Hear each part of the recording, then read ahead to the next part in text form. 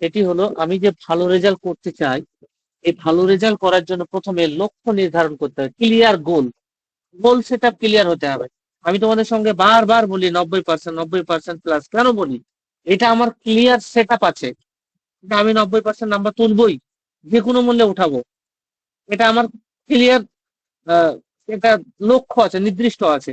আমি 2017 সালে ফাজিল পরীক্ষা দিয়েছিলাম, তখন আমি মাদ্রাসায় পড়তাম, দুটো একসঙ্গে আমাকে টানতে হতো, অ্যারাবিক এবং বাংলা। আমি টার্গেট করেছিলাম 90% নাম্বার পাবো, এটা আমি উচ্চ টার্গেট করেছিলাম। সেই সময় সেমিস্টার সিস্টেম ছিল না, সেই সময় ইয়ারলি সিস্টেম, সবগুলো লিখতে হবে। আমি 80% নাম্বার পেয়েছিলাম। সেই সময় থেকে স্কুল থেকে ফার্স্ট হয়েছিলাম।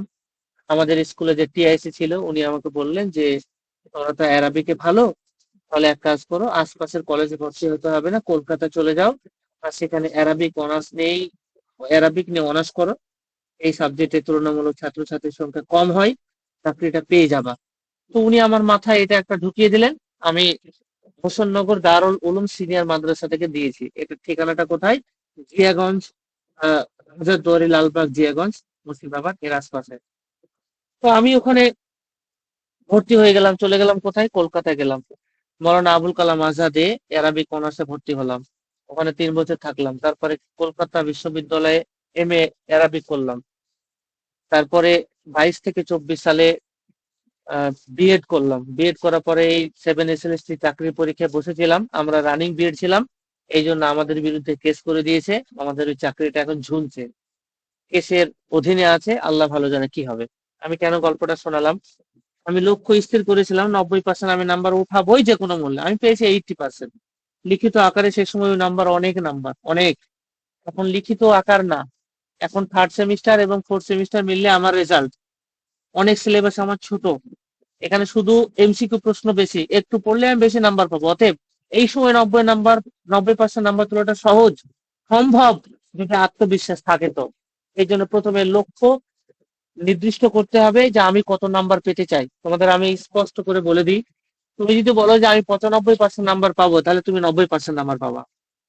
তুমি যদি বলো আমি 90% নাম্বার পাবো, তাহলে তুমি 85 নাম্বার পাবে। তুমি যদি 85 নাম্বার ধরো, 85% নাম্বার ধরো, তো তুমি 80-র আশপাশে ঠিক থাকতে যাবা। তুমি যদি ভাবো আমি 75% নাম্বার পাবো, তাহলে তুমি 60-তে ধরা পড়বে। তুমি যদি ভাবো কোন রকম ফার্স্ট ডিভিশন পাবো, তাহলে থার্ড ডিভিশন আটকাবে। এটাই হচ্ছে নিয়ম।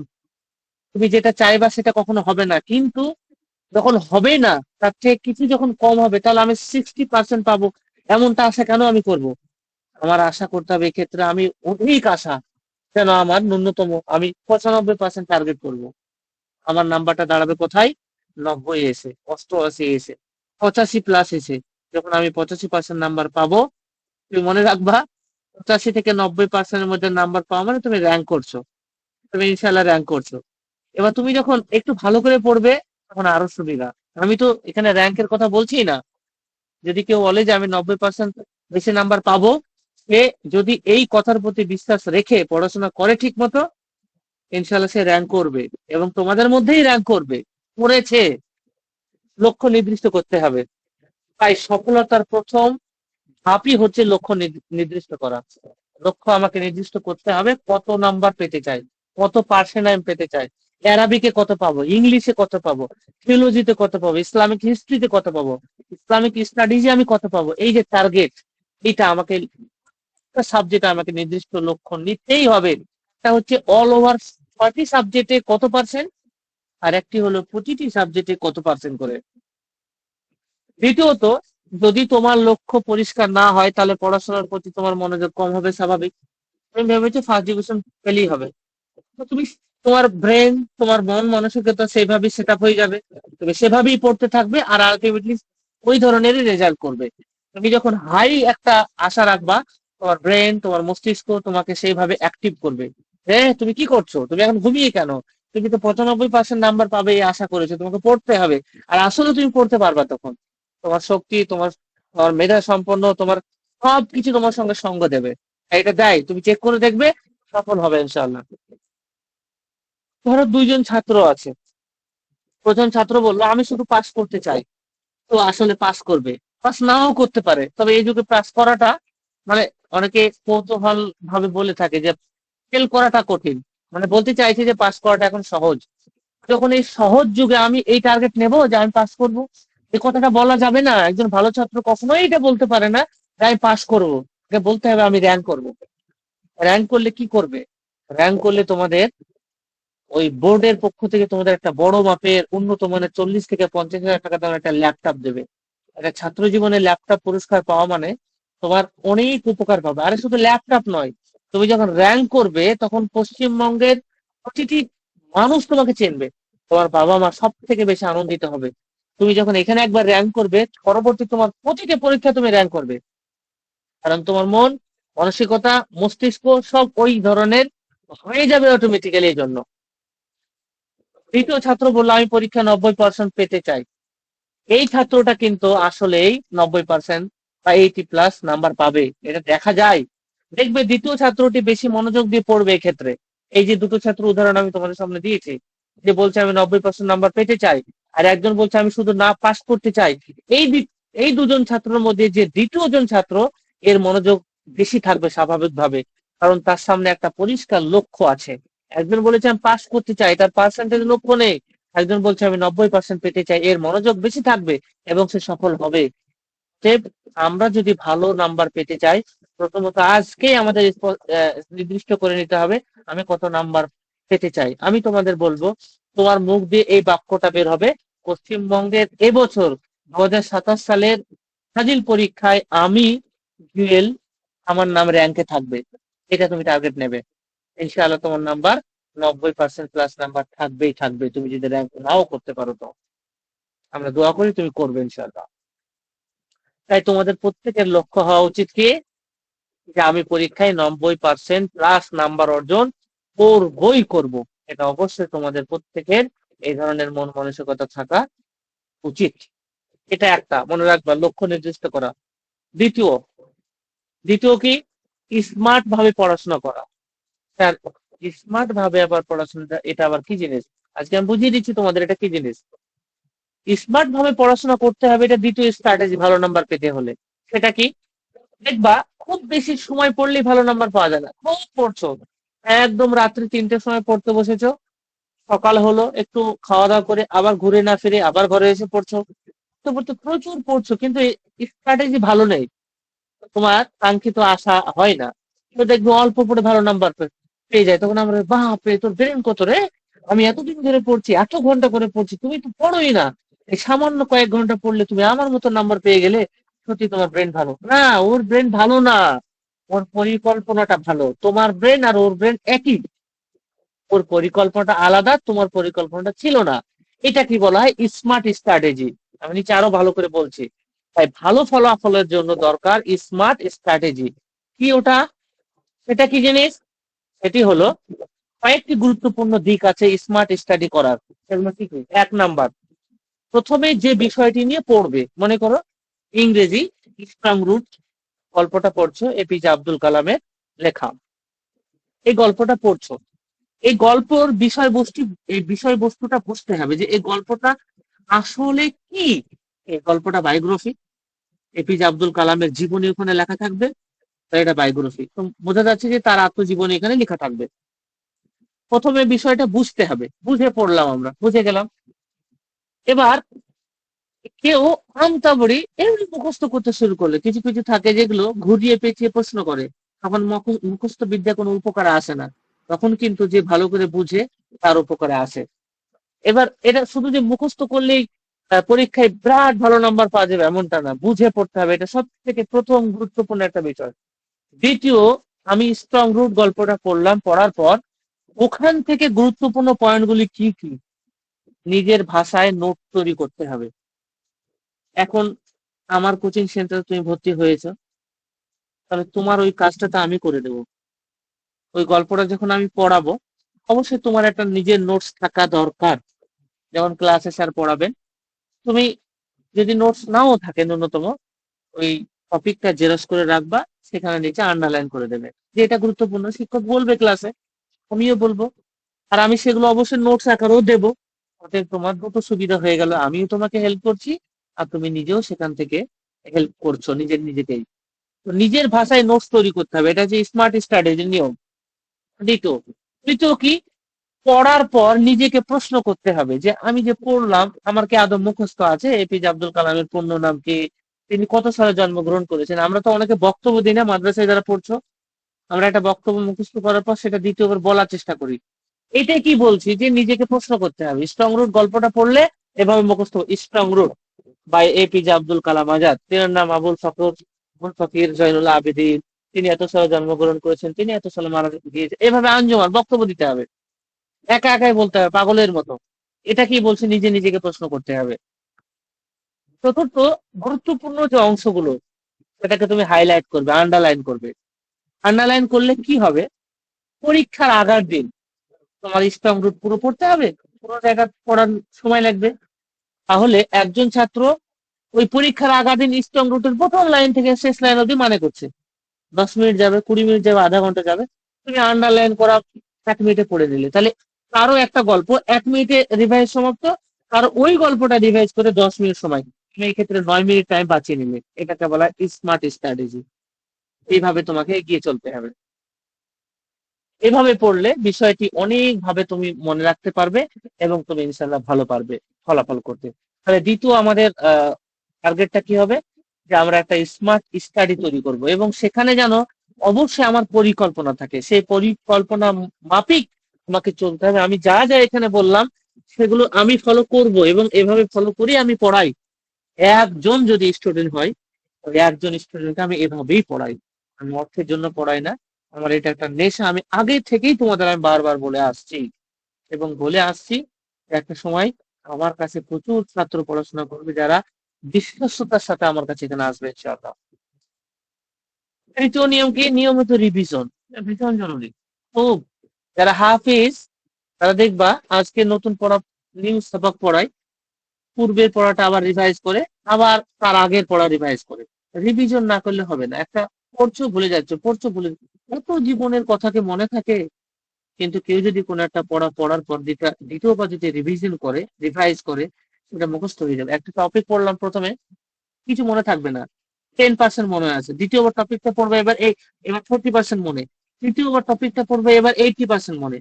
4 নাম্বার রিভিশন করবে, এবার 100% মনে থাকবে। রিভিশন যদি না করতে পারো তাহলে ভালো নাম্বার পাবে না, কখনোই পাবে না। রিভিশন ভীষণ জরুরি। রিভিশন টেকনিক না ফলো করলে 90% প্লাস নাম্বার কখনোই পাওয়া যাবে না, কেউ পাবে না, গ্যারেন্টি একদম। এই ক্ষেত্রে নিয়মটা কি, রিভিশন করতে হবে তৃতীয় নম্বরে। অনেক ছাত্র পড়ে কিন্তু কিছুদিন পরে সব ভুলে যায়। ভুলবে তো, কেন বলবে, কারণ এর প্রধান কারণ হলো এরা রিভিশন করে না, সেটাকে দ্বিতীয়বার রিভাইজ করেই না। এটা রিভিশন করতে হবে। স্যার আপনারা করাবেন না রিভিশন, আমি তোমাদের সত্য কথা বলি, 4 মাস সময়, 6টা সাবজেক্ট শেষ করতে হবে, বলো শেষ করার পর কি দ্বিতীয়বার রিভিশন করার সময় পাওয়া যাবে?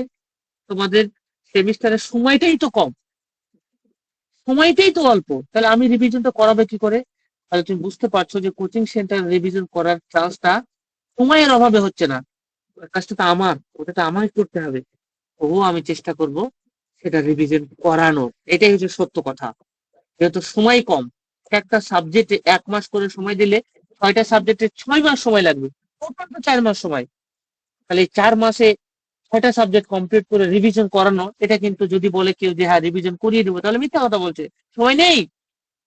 এই রিভিশনটা তোমাকে করতে হবে। তুমি আমার ক্লাসের পেছনে তুমি 2 ঘন্টা সময় দিলে, ক্লাস 2 ঘন্টা হলো, 15 ঘন্টা হলো, বাকি সময়টা তোমাকে রিভিশন করতে হবে, অবশ্যই করতে হবে। রিভিশন না করলে ভালো নাম্বার আসবে না। ভালো ফল করতে চাইলে একটি গুরুত্বপূর্ণ নিয়ম তোমাকে মনে রাখতে হবে। সেই নিয়মটা কি, 3বার রিভিশন করার একটা নিয়ম, একটা টেকনিক রয়েছে, সে 3বার রিভিশন করতে হবে। প্রথমবার পড়বে কিসের জন্য, বিষয়টিকে বোঝার জন্য, এটা একটা রিভিশন সিস্টেম। দ্বিতীয়বার পড়বে গুরুত্বপূর্ণ বিষয় মনে রাখার জন্য। প্রথমবার পড়লাম পুরো বিষয়টাকে বোঝার জন্য, আমি প্রথমবার পড়াতে বুঝে গিয়েছি যে এই টপিকটাই কি কি গুরুত্বপূর্ণ অংশ। দ্বিতীয়বার যখন পড়ছি সেই গুরুত্বপূর্ণ বিষয়গুলোকে এবার আমি মনে রাখার চেষ্টা করছি রিভিশন করতে গিয়ে, যে এখান থেকে প্রশ্ন আসতে পারে, এটা গুরুত্বপূর্ণ একটা অংশ। তৃতীয়বার যখন তুমি পড়বা পরীক্ষার প্রস্তুতির জন্য, হ্যাঁ এইবার তো পরীক্ষা আসতে চলেছে, এবার তো পরীক্ষাটা আসবে, এইভাবে গুরুত্ব দিয়ে তুমি যদি পড়ো, এটাকে বলা হয় রিভিশন টেকনিক। ইনশাআল্লাহ তোমার ছুটবে না। আর ক্লাস করার পর তুমি সেটাকে রিভিশন করো সঙ্গে সঙ্গে 2-5 মিনিটের মধ্যে, দেখবে যেন পুরো ক্লাসটা তোমার মাথায় আছে। আর বেশি বেশি ক্লাস করার চেষ্টা করতে হবে, লাইভ ক্লাস অবশ্যই করতে হবে শিক্ষকের সঙ্গে। ক্লাস যদি না করো, ভাবো রেকর্ডিং তো পেয়ে যাবো, রেকর্ডিংটা করবো, রেকর্ডিং করে করা যাবে, করতে পারবে, সমাধান হবে, তোমার সমস্যার সমাধান অবশ্যই মিটে যাবে। কিন্তু এটা তোমার জন্য অনেক চাপদায়ক, আজকে ক্লাস করবে না, কালকে ক্লাস করবে না, এভাবে রিভিশন কয়টা করবা রেকর্ডিং ক্লাস করে? সময় খরচ হয়ে যাবে। তুমি ক্লাসে যখন করবে, কোনো জায়গায় একটা সমস্যা হলে তুমি সেটা স্যারকে বলতে পারবে, স্যার আমি এটা বুঝতে পারলাম না, আপনি আমাকে একটু বুঝিয়ে বলুন। এটা হতে পারে। অনেক সময় কি হয়, যে রেকর্ডিং অনেক লম্বা হয়ে যাবে বলে রেকর্ডিংটাকে একটু শর্ট করা হয়। হয়তো রেকর্ডিংটা অফ করে কিছু কথা, এক্সট্রা কথা বলা হলো, যেটা তুমি লাইভ ক্লাসে শুনতে পেলে, কিন্তু রেকর্ডিং এ সেগুলো দেওয়া হয় না। এই জন্য আমি তোমাদের বলবো লাইভ ক্লাস করবে সবসময়। এই রিভিশন টেকনিক অবশ্যই ফলো করতে হবে ভালো নাম্বার পেতে হলে। এগুলো আমি করি এবং এভাবে করে প্রত্যেকটা পরীক্ষাতে আমি সফল হই, আলহামদুলিল্লাহ। এরপরে কি, চতুর্থ কি, প্রশ্ন বিশ্লেষণ, কোশ্চেন অ্যানালাইসিস, থেকে গুরুত্বপূর্ণ একটা জায়গা। সব থেকে ইতিপূর্বে আমি 3টে পয়েন্ট বললাম, এই চতুর্থ পয়েন্টটা সব থেকে বেশি গুরুত্বপূর্ণ। কোশ্চেন অ্যানালাইসিস, এটা কিভাবে? ভালো ছাত্ররা শুধু বই পড়ে না, এরা প্রশ্ন বিশ্লেষণও করে। আশা করি তুমি ভালো ছাত্র, তুমি করবে এবং করো, এবং করতে হবেই। প্রশ্ন বিশ্লেষণ আমি নিজেও করাবো, যেহেতু বিগত বছরে যে সমস্ত প্রশ্নগুলি এসেছে সেগুলো নিয়ে আমি তোমাদের আহ, অবশ্যই সেগুলো প্রিভিয়াস ইয়ারের কোশ্চেন করাবো, সেখানে অ্যানালাইসিস হবে, এবং তুমি নিজে বুঝে যাবা। তোমাকে নিজেকেও করতে হবে, আমিও করব, তুমিও করবে। যখন দুজন দুজন করবে একসঙ্গে, তখন দেখবে যে তোমার পড়া খুব সহজ এবং তোমার কাছে বিষয়টা খুবই সহজ হয়ে যাচ্ছে। তোমাদের উচিত কি, তোমাদের উচিত গত 5 থেকে 10 বছরের প্রশ্নপত্র দেখা। 2 বছর ধরে তো এমসিকিউ প্রশ্ন হয়েছে সেমিস্টার ওয়াইজ, তার আগে তো সেমিস্টার নেই, তার আগে সেমিস্টার নেই, কথা ঠিক। কিন্তু তার আগে ইয়ারলি সময় যে সমস্ত টপিক গুলো ছিল, যে সমস্ত সিলেবাস গুলো ছিল, টপিক ওগুলো পাল্টায়নি, ওগুলো আছে। ওই আমিও 2017 সালে যখন উচ্চ মাধ্যমিক দিয়েছি, স্ট্রং রুট গল্প আমি, থ্রি কোশ্চেন যেটা ফাজিল 4 সেমিস্টারে আছে, এগুলো আমি পড়েছি।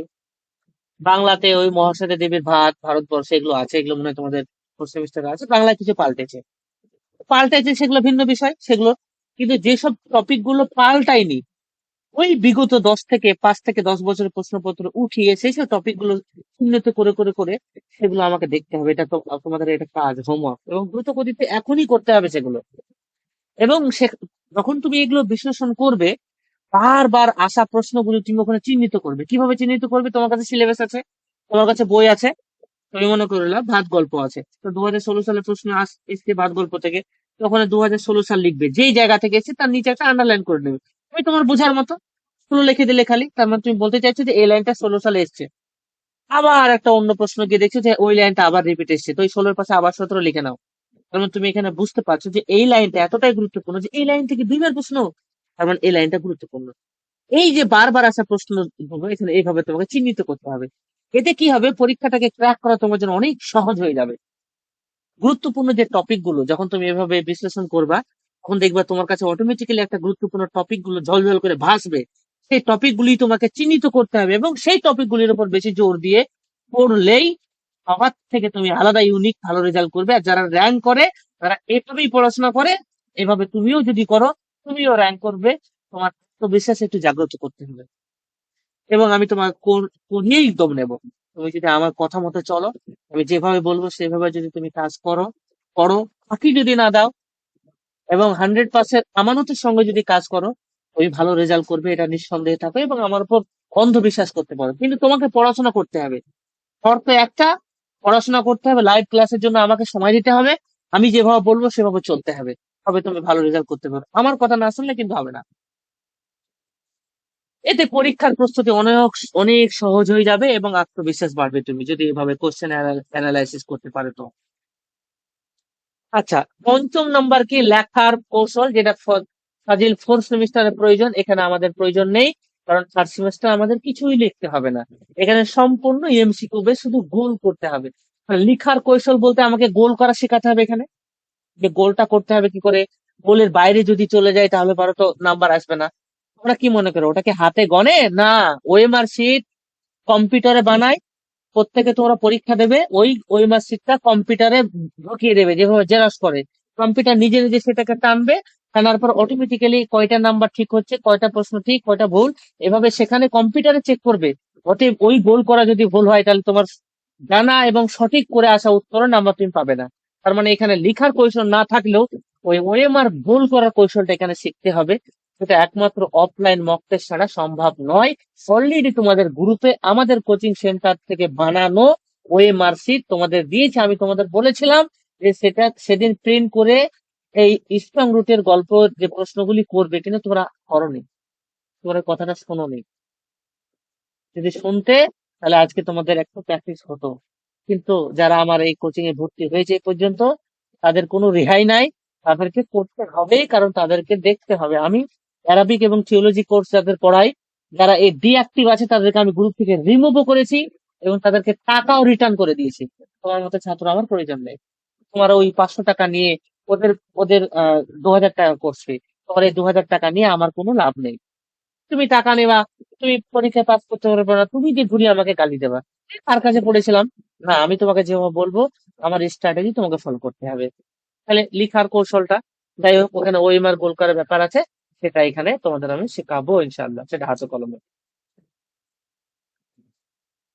6 নাম্বার কি? সময় ব্যবস্থাপনা, খুবই গুরুত্বপূর্ণ, টাইম ম্যানেজমেন্ট।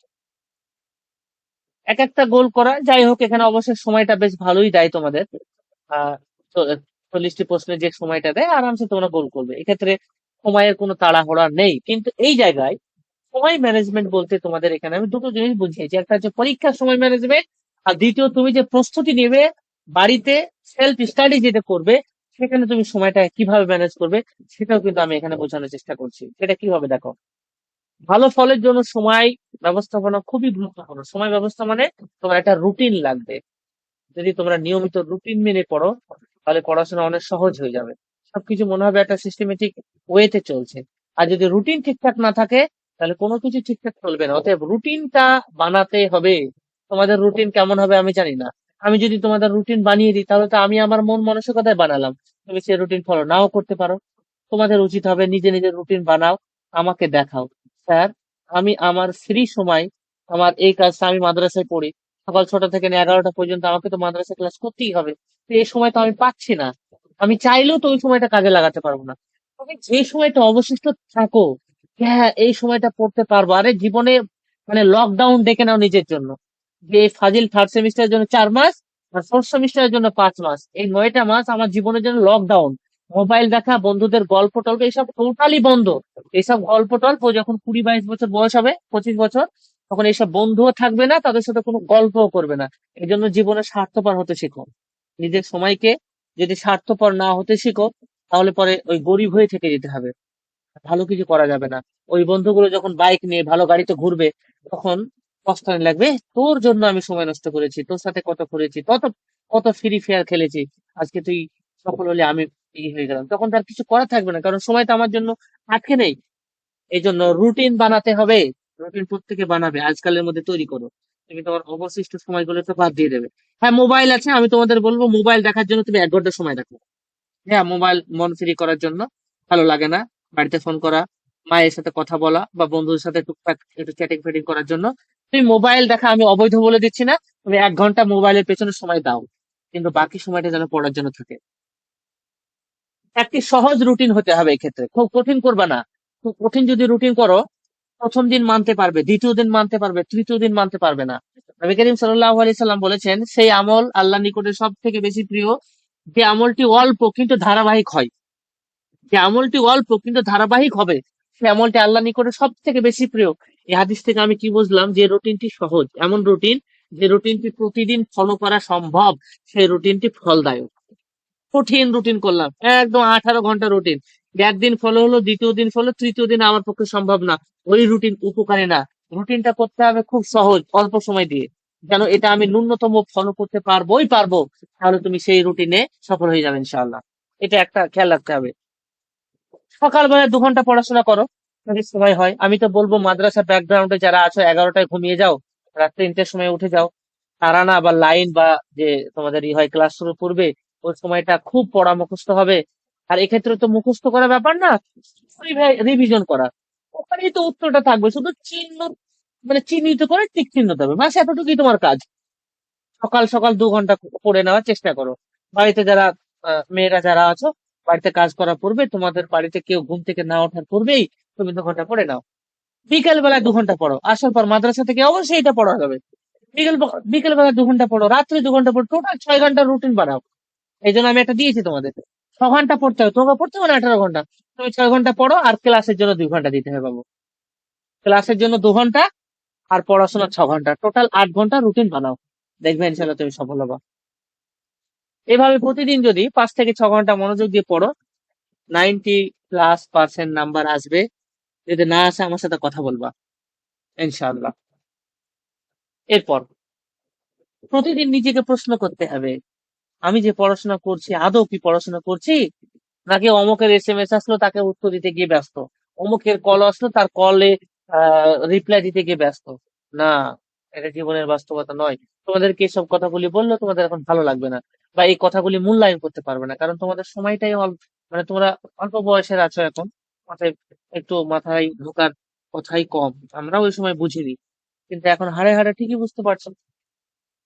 পড়াশোনার সবচেয়ে ভালো পদ্ধতিগুলির একটি হলো সেলফ টেস্ট, নিজেকে নিজেকে পরীক্ষা করা। এক্ষেত্রে আমার দুটো স্ট্র্যাটেজি আছে। ধরো স্ট্রং রুট বা অন্যান্য গল্প, অ্যারাবিক বা থিওলজি, কোনো একটা টপিক পড়লে, পড়ার পর রিভিশন করলে কতটা মনে আছে, এটা তো আমার সেলফ মানে নিতে হবে, চেক করতে হবে। এই জন্য আমি তোমার অনলাইন মক টেস্ট নেবো। অনলাইন মানে আমি তোমাকে একটা লিঙ্ক শেয়ার করবো সেই টপিক থেকে, সেই লিঙ্কে গিয়ে তুমি ওই প্রশ্নগুলি করবে। তখন অটোমেটিক্যালি কত পাচ্ছ, যখন সাবমিট করবে তখন অটোমেটিক্যালি তোমাকে রেজাল্ট দেখাবে যে কয়টার মধ্যে তুমি কয়টা ঠিক করলে, কয়টা ভুল করলে, কোনটা ভুল করেছে কোনটা ঠিক করেছে, সবই তোমাদের দেখাবে। এটা তোমাদের আমি এখানে সেলফ টেস্ট নেওয়ার জন্য এই পদ্ধতি ইউজ করব, অনলাইন মক টেস্ট। আর ওই ওএমআর গোল করার জন্য ওটা অফলাইন মক টেস্ট নেবো। তার মানে মক টেস্ট তোমরা 2 ধরনের দেবে। মক টেস্ট মানে কি, পরীক্ষার পূর্বে প্রস্তুতি, ঠিক আছে? এটা, ওটা তোমাদের দিতে হবে, প্রতিটা চ্যাপ্টার থেকে হবে। উদাহরণস্বরূপ আজকে যে অধ্যায়টি পড়লে, রাতে সেই অধ্যায় থেকে 10টি প্রশ্ন নিজে নিজে লেখো, নিজে নিজে মুখে বলো, এবং সেটাকে দেওয়ার চেষ্টা করো, তাইলে হয়ে যাবে। যে আব্বাসী যুগ, প্রশ্ন আমি নিজে নিজে কয়েকটা উদাহরণ দিয়ে তোমাকে দেখাচ্ছি। আহ আব্বাসী যুগ কত সালে প্রতিষ্ঠিত হয়? আব্বাসী যুগ 750 সালে শুরু হয়।